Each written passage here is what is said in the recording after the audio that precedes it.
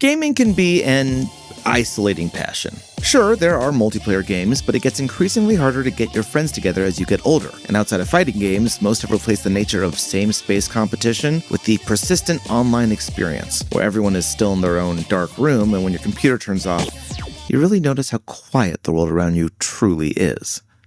That's why the nature of community is so important.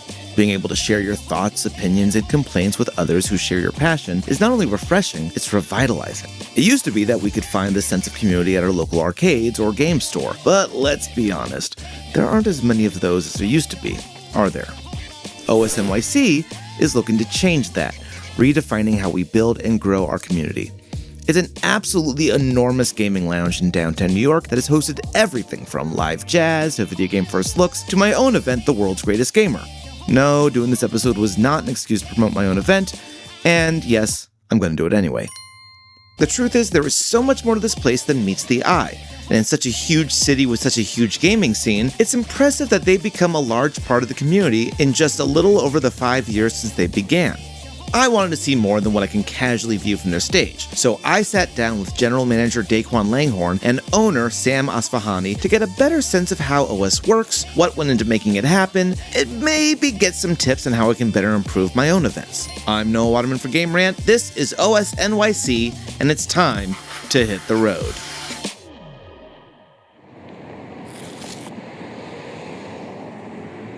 Good time is to get a quick outside intro, and then we're going to walk on in. So, this is Alexis. Hey, nice to meet you, Alexis. Stand-up comedian. Oh, awesome! Rock on, rock on.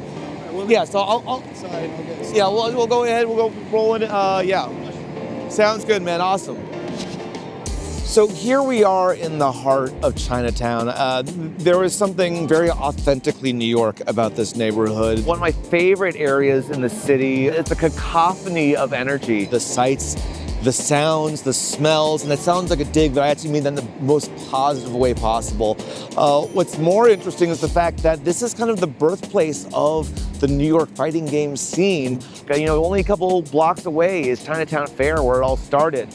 And now that legacy sort of continues in a new way with this, bar, lounge, esports cafe. It kind of hits all buttons. Hold on. If you're not a New Yorker, you may only have the slight inkling as to what I'm talking about. Let's drop a quick history lesson so you get up to speed. 1, 2, 3, 4. In 1944, Chinatown Fair opened as a penny arcade, part museum, part neighborhood attraction, and for decades it was known for oddball sights like a chicken that could play tic-tac-toe. It wasn't until 1991 when the cultural touchstone known as Street Fighter II hit arcades. While other more prominent arcades were starting to close down, Chinatown Fair doubled down on fighting games and became the home base for New York's competitive scene. Long queues and spectators would cramp the dingy L-shaped arcade, with the occasional under-the-table money bet being exchanged when certain players won or lost. This led to it being an incubator for some of the most prominent players in the FGC. Legendary player Justin Wong cut his teeth in that arcade, as well as Michael Yipes Mendoza, who came to Chinatown Fair as an FPS player and left as a competitor in the fighting game community. Many of the top American players at EVO in the mid-2000s found their way through this neighborhood. And while Chinatown Fair itself has since closed down and reopened with a more Dave & Buster's style approach, the spirit still lives on in places like Next Level Arcade in Brooklyn, groups like Red Perry who host events at Wonderville, and yes, OS NYC. So let's get out before it starts raining on us. It's going to be just a mess, and get inside. It's very interesting to be such an old building to then go into something that feels so new and fresh, like OS NYC. Zero, how have you been? How's it going? Good to see you too. I'm actually interviewing Samir for my video for a web series today, so this is awesome. In fact, I actually met Zero Gravity, huge in the sort of horror scene, but met her through Kaiju Big Battle. So it's all small world, disconnected. And of course, you see huge screen here, absolutely wild. Like you'll see all sorts of esports, League of Legends, FIFA, and then when I'm here, you see nothing but the absolute wildest and most obscure video game bullshit you can imagine. Really pushing the limits of what's allowed to be in 4K. It gets a little quieter when you're back here, but people just hours a day playing Valorant. The kind of thing that I would love to do if I didn't just suck completely at Valorant. I could continue to tour around OS myself, but I only pretend to know what I'm talking about.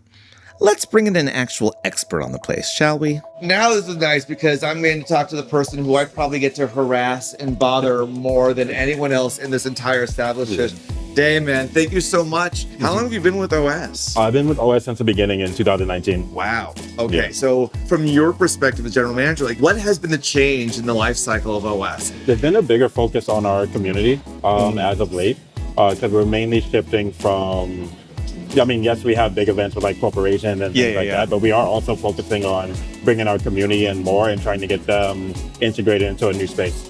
Now, as I mentioned, like, I go to a lot for events and stuff, so you really do oversee a lot of that. What are the events that, like, you look forward to that you see really activate the community here? We have a bunch of different events that work well. Like, for example, we'll take a look at our Melee event. That one definitely brings the community out. They usually get about 60 to 90 people every time. And that's every Wednesday, so that's really good. Fighting games do well here. We have concerts that we do here. Your series, The World's Greatest Gamer. I didn't pay him to do that, but I'm glad he said it. No, I definitely look forward to that because, I competed in it one time. I got second place because Smash Ultimate was on there, unfortunately. But every time I see it on the counter, I'm like, oh, yeah, I need to stay here later for that event. I appreciate that. Yeah. Appreciate that. We have our video game jam sessions with VGM. I look forward to all of our events because it's just like curating a community that comes in and you'll see you'll see the same person across different events. Right. What about sort of the New York nerd scene, video game scene? What surprised you? What has come out and been sort of a pleasant, unexpected aspect of it? A lot of the communities are extremely friendly despite what you see online. Yes, every community has a bad apple, but overall, everyone is super welcoming to newcomers. They love coming to the space. They drink a lot, which I didn't know before. It's New York. That makes a lot of sense. Yeah, and they're just fun. They love looking for a good time, and they have fun when they come here. That's great. That's great. Well, let's go through the space here. So right now, you guys have this great fully stocked bar, a lot of great gaming inspired cocktails here. What's the process of getting something up on this board? Is it the drink first? Is it the cocktail? Is it the name first? It's the drink first. We look at the color of what comes out. And then of course the name just comes from what's popular at the moment.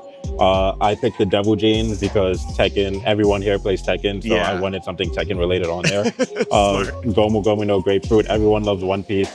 I don't know why. Everyone loves One Piece. And then Maple Story, which is super popular. I've had the C-stick before. It is, Yes. Very sweet. Easy down, for sure. I've noticed now that you guys are adding Pokemon cards in the mix here. Yes. So this is a relatively new thing for you guys, right? Yeah, so this is our full collection of trading cards. We're still working on the process to add some more into it, but we do have Magic, we have Pokemon, Star Wars. I actually purchased the Final Fantasy VII box because I love Final Fantasy VII, and because of that, I'm gonna see if I can learn how to play Magic. No, I'm with you because I'm a big Six guy, and I see that there's the Terra deck they have there too, and I'm like, God, that's one of my favorite games of all time, and I don't play Magic, but here we go. Yeah. All right, elephant in the room. This beast. Such a big, the TV, that's a big centerpiece to OS here. In the process of Sam kind of building this place out, was we need to make sure we have the biggest screen New York's ever seen. Yeah, this was always in the plans. When we first opened, what we originally had up here were 6 computers. And the original idea was to feed all 6 computers into the LED so that they can, people can see what each person is playing. Oh, kind of like FAO Schwartz used to have the big TV wall. Yeah, yeah. So we had that up here. And then also we can pull feed from any of the computers here to show on here. So if there's ever a cool gaming moment or event that we have going on and someone's sitting all the way back there, we can still put their feed up here so everyone can watch it. Yeah, I mean, this is such a big, I feel like this is the piece that people come through and they immediately see this. And you've done, you guys have done League watch parties here. We just did the World Watch Party. We had about 300 people here and then a long waiting line outside. Oh my God. People wanting to watch it. We were showing it on this screen, a projector in the back. We had it on all the screens in the front. Just everywhere so that people can watch League of Legends. You've moved things around a bit since I was here last, because you used to have, this was the streamer setup, and you had the race cars over there that you had on loan from Red Bull, right? Yep. So now we have member setups here. These are two non-private setups for members where they can come to stream. So it's like a less private. Yep. Then you have the more private members room right there, which can be reserved at any time by any of our members. It has a full setup of microphone, camera, and a 3080 computer in there. So yeah, so what, I mean, let's talk about it, 'cause I've always seen this and I see people use it. What is the members program? The members program, our normal day pass rate is $25 per person. Yeah. With the membership that is $95, it eliminates the day pass fee. You're allowed to come into the space So anytime. it's $95 per month, Yep. basically. Oh wow, okay. Yeah, you're allowed to come into the space at any time when we're open for gaming from 3 to 12 or 12 to 12. And then you can either reserve the members booth here or you can use the members room that's in the back. Is that on top of or alongside, you started doing co-working spaces too, right? The co-working space is a little bit different. You can still come into game it from 9 to 5.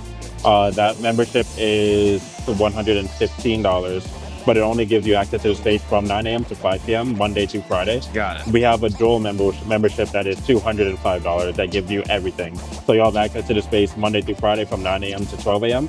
or Saturday and Sunday from 12 to 12. Got it. So $200 a month, and you're basically living here. Yeah. You know, you can, Yeah, you have your little hotel room here. Yeah, right. You got a shower and a kitchen for them to use too. Is that?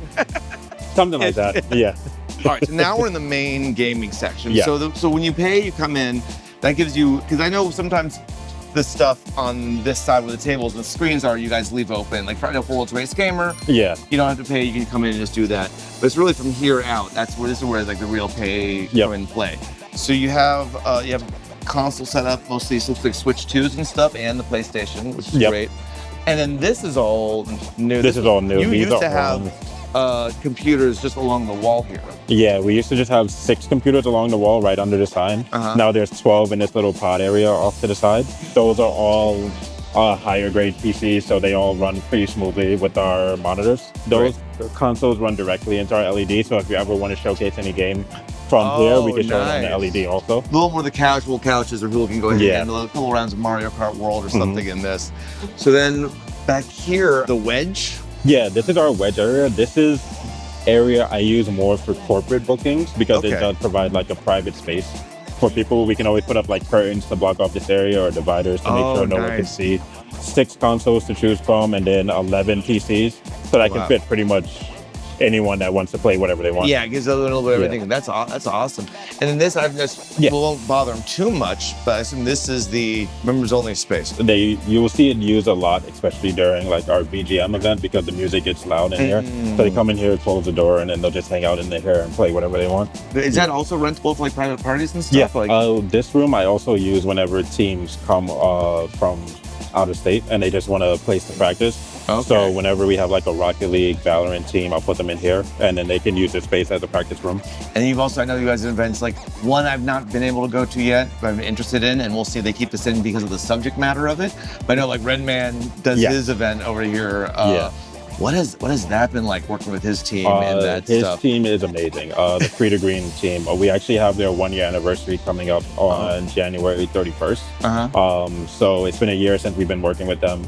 He has been he is one celebrity that has been like a blessing in the gaming community because he respects it so much. That's so awesome. So he grew up playing like those fighting games, and his sister Safita, that's who I normally contact, and she loves gaming, anime, everything that we want here. That's So amazing. they That's have just been awesome. like a natural fit with OS. This area has 36 PCs. So tonight you'll see Melee setting up on the side over here. Oh. They're gonna have their tournament tonight. Yeah, it's impressive to have this much, and honestly to have it get filled out like this. I mean, it speaks to the community. I've Yeah. already, just by walking around with you, I get to see a wild range of what everyone's playing on here. Yeah, which is I always love to see it because like there's some obscure games that I don't think people play, so I just see them coming in and play it. Is there an event that you've seen here that is like truly like surprised you, or you found to be like really unique, like that you wouldn't have expected to see? And I'm no longer paying you, so you don't have to say mine anymore. But like, yeah. Oh wow! Actually, one of my favorite events that happened here. It was a perfume launch that we did here. Perfume launch? Yeah, but they created a game in Roblox, and then the Roblox game you had to find all of the ingredients for the perfume, and then they had like a little piece from the game here that mixed the perfume while you were here. Oh, So that was wow. a really cool event. But I feel like I spent all my time up there. I haven't even gotten really, other than using the bathroom, gotten to see this much of the back here. So it's like there's so much more than even I'm used to seeing here, which Yeah. is awesome. From top-of-the-line computers and esports level setups to varied community events, it's no wonder that thousands of New Yorkers walk through these doors every year. But how do we get here? What is the secret to OS NYC's success? For that, I need to speak to the brains of the operation himself, owner and founder Samer Asfahani. What is OS? And more interestingly, how did that differ from maybe your initial idea when this thing first came up? Yeah, sure. So, I mean, the elevator pitch for OS, as we often say, it's the Soho House for gaming, right? Where do you want to be a member of? Meet like-minded people, build a community, check out cool events. It was always like that conceptually. At its core, there's two things we've learned across the time, which I think are really important theories of what we do. I think the first one is we really believe in the concept of third spaces. What that is, historically people had their place of work, they had their home, and then most of the time back in the day it was their church or their place of worship. A lot of people have slowly replaced that third space. So it's like this concept of where do you build your network outside of your home and your work. And then the second one is, as people are building more and more digital relationships, you have friends that you only know via online gaming, or through Reddit forums or on Discord or whatever it might be, you're looking for physical touch points that feel like an extension of that relationship. And both those set around the idea of community, right? Like New York has always had a very vibrant gaming community. I talk about this in my intro, but like you're only steps away from what I would argue is the birthplace of the fighting game community with Chinatown Fair. Yeah. Right. How do you not only establish community, but establish yourself in a community that is already somewhat established? Yeah, I mean, look, the first thing I'd say to that is there's a reason we built this in Chinatown, because there is a historic connotation with this part of New York City and gaming. I think it's a really fair point. And when we first opened, which was summer 2019, we hosted a lot of our own events. Like we put on OS branded events. OS is hosting a NBA 2K tournament. OS is hosting an LGBTQ meetup for gamers. Like we were hosting it. It was all your staff putting it together. Correct. Right. And what we realized is we were building against communities that had existed for many, many years, long before we did, that were needing spaces, right? Needing safe, open, friendly, welcoming spaces to put on these events. So this mindset changed over COVID, where we said, hey, let's stop running our own events and let's be a platform for the communities that already exist. Yeah, I know you guys also do a lot of stuff with sponsors during Comic-Con. On the main GameRant channel, I was here covering the Invincible thing. Yep. So like that's an example. I know you have a lot of that kind of stuff coming through. How has it been establishing yourself in that more mainstream side? And is there a balance of trying to find, the community-driven and the kind of corporate side, which is, has its merits, but sometimes is alongside and sometimes is at odd of the gaming fan base? Yeah, there's definitely sometimes at odds. I mean, we are a business, we're not a... Money needs to be made in New York City, in the space this big. Staff needs to be paid, rent needs to be paid. Right. Most of the time, brands come here because we have built a successful community. Yes, they want a really cool space and they want great PCs, but they also want us to market it to our community. Right. We have 8,000 to 10,000 people coming through the door every year. We reach almost 1 million people a month in online. That's great. So it's like, that is a value to them beyond just a physical event space. Sometimes we do have to take events, like I will never shy away from this, where they're just buying out the space because they want to put on an event. It may not be community focused, it may not be gaming focused, but we have a beautiful venue in the heart of New York City. People just want to run events here, whether that is a product launch or a sales meeting or whatever it might be. Those drive our business model. Have you had a wedding here yet? We haven't. We've had an engagement party. All right. We've had bachelor parties. Wedding is the one thing we've got left to go. I feel like that feels like the ultimate peak of New York event venue space. So if anyone wants a wedding, bucket list item. I will give you a heavy discount for the first wedding at OS. The majority of our community understands that we can keep pricing so low to our guests because of the money that comes in from these moments. I've seen a couple other more like retro style arcades kind of take this model of like the pay to enter and everything's free play from that perspective. Was there ever a thought of going more traditional, which is like, I've seen internet cafes with like the hourly model, right? yeah. Yeah. We started at the hourly model back in 2019. This was another big learning that we changed during COVID. I'll give you the community reason it didn't work and the business reason, because there was one on each. The community reason it didn't work is because it didn't encourage socialization.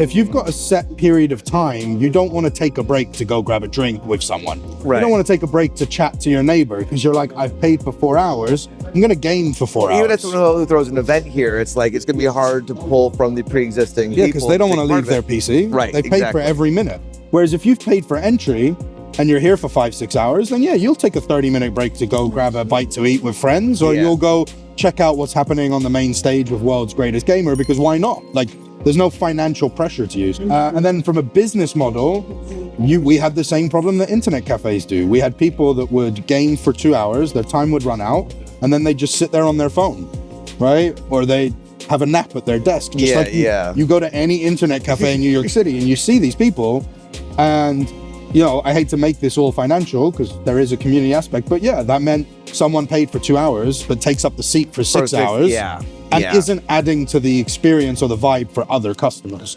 In starting this whole thing up, the closest thing that I think a layperson might compare this to is an arcade. Sure. And that the arcade industry arguably mid-2000s kind of died out and had struggled since. Did it feel a little harder to get the proof of concept coming in, or had the idea of gaming become so popular again in the last couple of years that you felt like it was actually a little easier to slide through? Yeah, I think, you know, we got the investment in 2018, which was obviously the peak of the esports investment bubble. Yes. Which, you know, we've since learned, you know, had struggled and has popped in various places. Right. So there was definitely a lot of interest in gaming and gaming adjacent industries.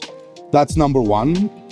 Number two, I think we did not pitch this as a gaming concept. We pitched it as a hospitality, as a third space concept, right? Okay. We pitched it as like, yes, it's designed for gamers, but as you know, there's a lot of people who come here for a drink and to hang out that don't play traditional video games. Right. They might be in nerd culture, right? They might be in the wider nerd culture. They might be into comic books or board games or whatever it might be. They may also just be wanting a nice drink because we have a great cocktail bar. Say it's a great, right? So I think it was important to not over specialize it in gaming. It is the core product that is available here while you hang out here, but we really like to think that people hang out here because they want to socialize with like-minded people. Right. And we've only ever needed that first investment, thankfully. That was enough of a runway for us to then get to profitability and build a sustainable model, which is super important as a startup. I'm sorry to go into boring financial terms, but I think there's something that there's interest, especially as, I mean, I think of myself as a gamer, but as I get older, like I think of what are the ways that I can maintain my hobby and have it be financial. And I think there's, you know, grew up at a time where gaming had a different connotation, right? Sure, Culturally, it meant something. It was counterculture, and now it's culture. Like, that's the most easy way to explain gaming in my eyes. 1,000%. But I think there's always going to be a part of, at least me personally, where I feel like I still have to prove to my mom why it's worthwhile, even though I'm over 40. Like, no, that's fair. You're right. It's like, well, I make a living out of it, so that's worth something. I would stress that we built this in New York City. I don't think there's a harder city in the world to have done what we did. Yes. Like, well, that's also, again, when I look at the size of this place too, it's like, you come in here, whether or not this was actually the case, you don't feel like there's been a shortcut taken, which is honestly sometimes how a lot of places in New York survive. Yeah. Well, thank you. First of all, I appreciate that, because there was a lot of effort put into that. But I would say there's like, we don't call ourselves a gaming venue, right? Like that is what we don't use the word esports. We rarely, we talk about gaming, but we call ourselves a social third space. We are about community and networking and people coming together. Gaming just seems to be a touch point that everyone loves. I hate the term, but we wanted to go big or go home. If we can do it in New York, we can do it anywhere. That was our vision. And that is where we're at now. It's like, okay, great, New York's working.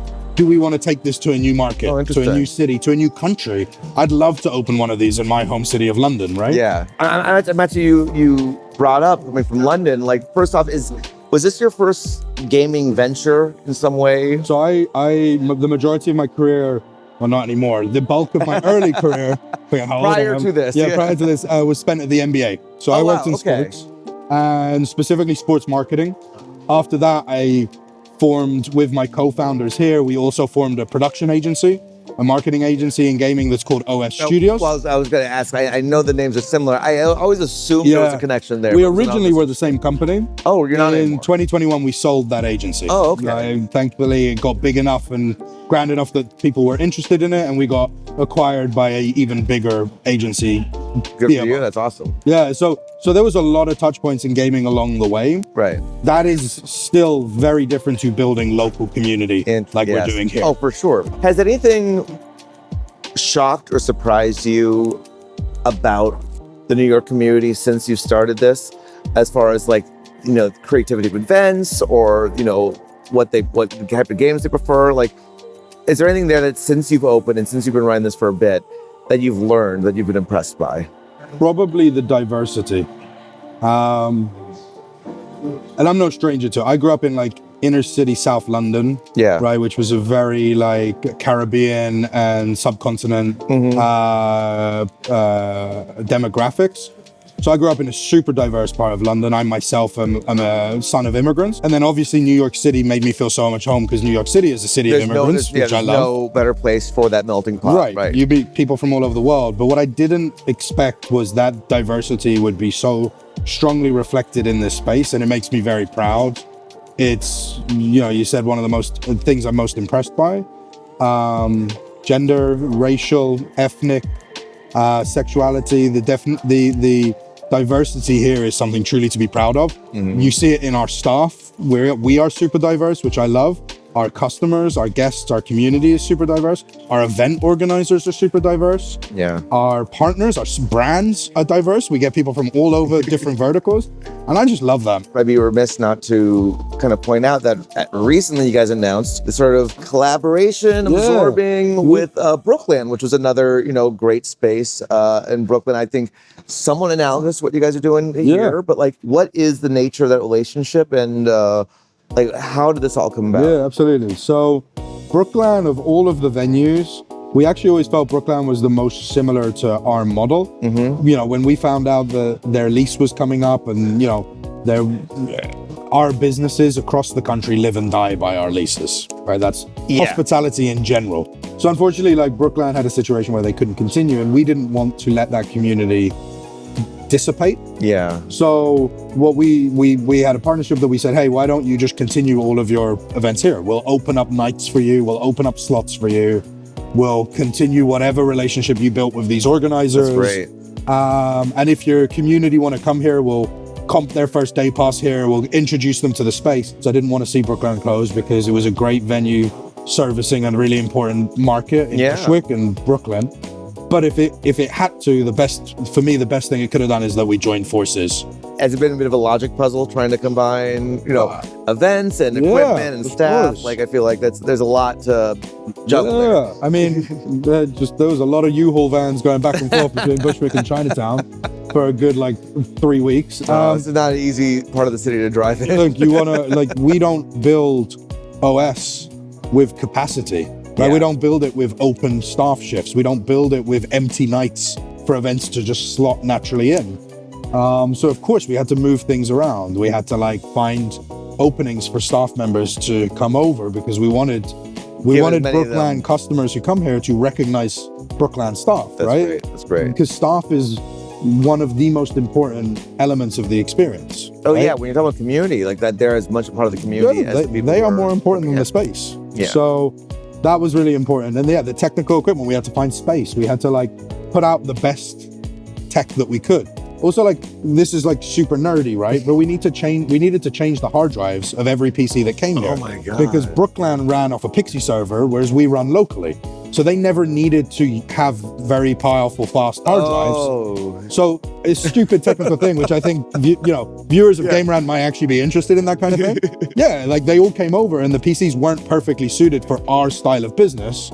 So we had to change all the hard drives. Is there a particular event from BrookLAN that you're like really excited to see here in the space now? They're bringing over? They've brought over some great FGC events, which I love. Yippee has done some great events on, like, he does Friday night bars and bites that have been really cool to see, which has been fantastic. Right. we didn't do trading cards before BrookLAN came over. Right. You guys So are the moving that licenses now. came over, and now we're really building up our Magic and Pokemon communities. Yeah. So yeah, there's been a couple that have been really fun to see. What are you guys looking for when you're doing events? Like or Yeah, conversely, good question. what do you find most successful? So I think there's a couple of things, right? I think we're always interested in events that improve the experience, right? And I'm not just saying it because you're here, but yours, it's not a huge financial gain for us, No. as you know. We don't do it for the money, but we do believe that it's a cool event for our community. We think it's fun. Right. Right? It takes up a space that doesn't stop people from gaming. Mm-hmm. It can coexist with what people are here to do, but it Yeah. also gives them another great experience It's kind of to designed have a bit of fun. It's kind of designed to be at least for me, it was always designed to be a, what the heck is this? Let me Right, stop, look, right. stare for a little bit. Yeah. And people can join in, they don't join in, it like let them be. Yeah. So those events are always great. Are you improving the experience for the people already coming? That's a thumbs up. Have you already built a community and you're looking for a home? That's a second vertical. And then the third one is, and I hate to say it, but it's true, is the financial ones. Some people are like, hey, I just want to pay to use this space because it's cool. Those are the three things we look for. Yeah. And Daequan, who you're speaking to, is obviously in charge of those events. It needs to be a bit of everything to work. It's a Venn diagram that all, Yeah. as long as we end up If you can somewhere do in all the middle. three of them, you can have this space every night of the week, by all means. What advice do you have for people who are trying to, if they don't have anything in their own area, to build their own community? Yeah. And I apologize if anyone's ever seen me interviewed, because I do share this piece of advice a lot, but I genuinely can't stress enough how important it is, and it's rip the Band-Aid off. If something isn't working, you should pivot quicker, right? And it's really difficult when it's your baby. Because my you're God, like, yeah. you're so invested in it, and you put so much time The and so number much of things effort. I've held on to for way too long. You hold on to things. You hold on to things because you're like, oh, I put so much time and effort into this. Whereas every sign was telling you that you were wrong. And that's okay, man. Like, the best part of being an entrepreneur is if you're wrong, you don't get fired, you don't get a slap on the wrist, you just change things. You can't be stubborn. Yeah, can't be stubborn. And I really was. COVID helped because COVID gave you, that's the second piece of advice is you need to find opportunities to step away and assess. It was food for thought. Even as I, future Noah, speak to you now editing this video, I reflect on the ways that I take a step back, reassess my work, and continue. In the meantime, Sam needed to step away himself, so I let him go as OS prepares itself for the onslaught of players making their way for their Wednesday night Smash Bros. Melee tournament, cleverly named Stock Exchange. You can see the place has absolutely filled up. It's wild. I know that they were hyping up how much of this is a big deal here, this weekly Smash event. But really, you're seeing people from all over come in. They've been slowly flooding their way through. A guy showed up with a tiny little TV of their own. Last game, everybody. We're going to be starting very soon. Last game. Thank you. And they're starting soon, which is just perfect timing. So this has just been the precursor to the main event. So I'm looking forward to seeing some top tier New York competitive action happen tonight.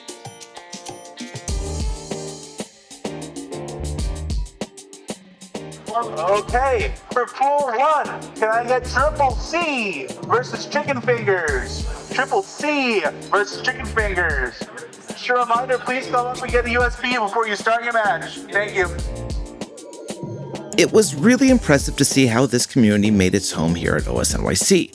People from all walks of life who may otherwise have never crossed paths find a shared experience here beneath the graffitied walls and RGB glow of the computer stations. And as I look around, seeing the confluence of gamers that have come through, I realize it would not do OS NYC justice to show off just one community, because it is not a home for just one community.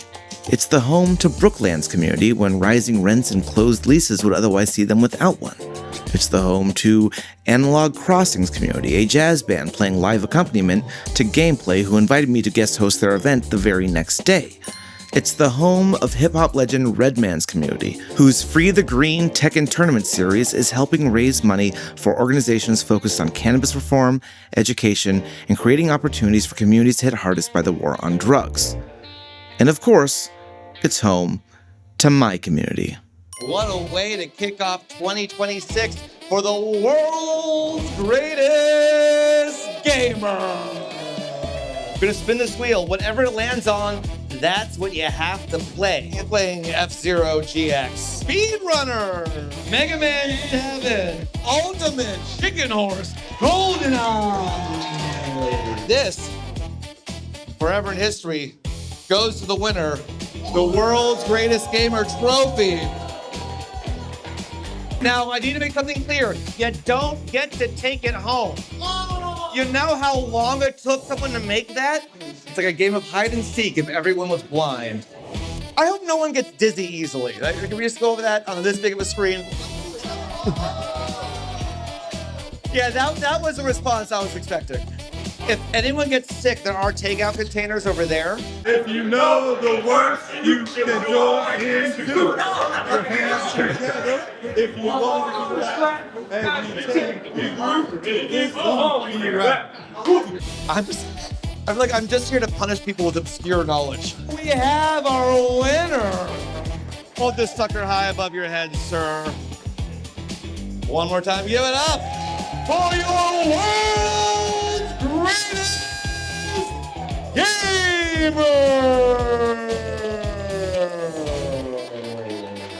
I make no bones about the fact that OS NYC holds a very special place in my heart, as it's allowed me to grow as a person, foster my community, and give my personal brand of nerddom a home. Swing through on the second Friday of the month, or really any time for that matter, and check out what they have in store. And for everything else in the culture and community of gaming, stay tuned to GameRant.